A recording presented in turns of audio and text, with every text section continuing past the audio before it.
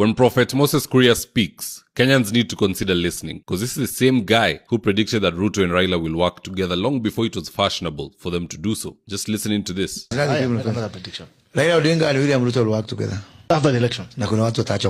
Now guess what? Since making that statement, Prophet Moses Kuria has returned with 2 new prophecies which I want us to look into, and so with no further ado, let's get after it. Prophecy number 1 is that Ruto will go to Hague because of the use of goons, and this time, witnesses will not go missing like the other time round. Just listening to this, and I quote, "The biggest risk to Kenya's security and democracy is use of goons as tools of political mobilization in 2026 and 2027. I have talked to several friends from the diplomatic community. I can tell you without fear of contradiction that some people will end up at the ICC. This time round, no witnesses will disappear." Now that statement in and of itself is more loaded than loaded fries from Java. I almost failed to identify that Moses Kuria was talking about William Ruto until I read the part where he says, this time round, no witnesses will disappear. Now for those who recall, the witnesses who are to testify in Hague, most of them went missing. They were killed. So why is Moses Kuria saying that this time witnesses will not go missing? Could it be because somebody somewhere is busy compiling a list of witnesses and their testimony is being drafted? That statement by Kuria will surely rock State House. It should not be taken lightly. Because you see, here's how things work. At times people will do misdemeanors and then the big crime finally comes. For instance, somebody who likes fighting at the bar. You fought on Monday, you fought somebody else on Tuesday, Thursday umepiga bartender, Friday you fought with your fellow drunkard. One day, one time down that road, you will end up killing somebody, a fatal blow. Now these misdemeanors which otherwise would have been dismissed, will be used to convict you. They'll say this is not a first-time offender. He has been fighting for this long. It's just that this is the time where blood has been spilled. Now let's bring that analogy into politics. You've been sending goons walikuwa waue Rigathi huko in Limuru. Risasi ilipita kichwa yanatembea the other day. Jirongo amekufa in weird circumstances. All these things zinaenda tu hivyo zikipita. Then we arrive in 2027, whereby perhaps someone uses goons and the goons overdo it because of the temperatures. Usikie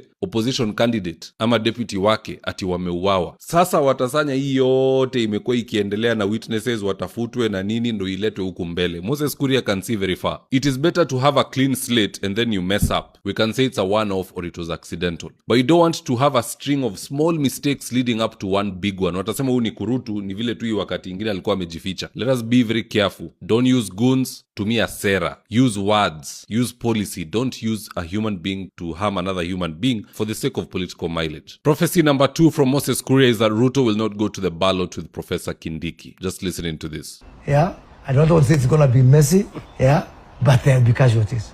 There will be casualties within the broad-based. No, what happens here. Is it likely to affect the position of Professor Kindiki now that some of the leaders... Certainly. This is real politics. Do you want the truth or the cousin of the truth?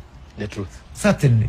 Certainly there's going to be casualties. And he is likely to be one of the casualties. Yes. Certainly. Now why is Moses Kuria suddenly saying all this? I think that much everybody knows. Hata Kindiki anajua arudi kwa debe na Ruto. And Ruto was very clear with him from the get-go. Which is why in the earlier days of Kindiki's stint as deputy president, he was saying whether he serves till 2027, mwingine endelee or yeye endelee, it doesn't matter. He used to say that a lot. I believe he knew. He was told from the beginning that, look, wewe utashikilia Gachagua, I might continue with you, I might not. So that's not the issue here. My issue is, why is Moses Kuria suddenly saying all this? He's suddenly looking anti-government. What could be the cause? Number 1, it's a change of tactic. You see, Moses Kuria has been a good lad all along. What has that gotten him? Endless reshuffles, endless demotions, frustration to the point of resignation. So now he wants to do it different. He wants to be a thorn in the side of William Samoei Ruto ili hata yeye aitwe, apewe ile kitu anataka. Whether it's to be head of a parastatal, whether it is to be an ambassador huko nje, he'll be given the option to cherry pick. And I believe that's what he's gunning for. It's either that or the second thing Moses Kuria is gearing towards is painting himself as anti-government to the point that opposition foolishly bring him into the fold. Waanze kukaa pale na Gachagua, kukaa pale na Martha Karua, Matiang'i, Uhuru Kenyatta na wengine as he is leaking information to the government. Don't forget that this person is the reason why Karish lost. Kando na ile ukora ya Roku kuvamia polling station. Moses Kuria is the other Trojan horse. DCP drops a candidate, yeye ananyakua candidate anamsponsor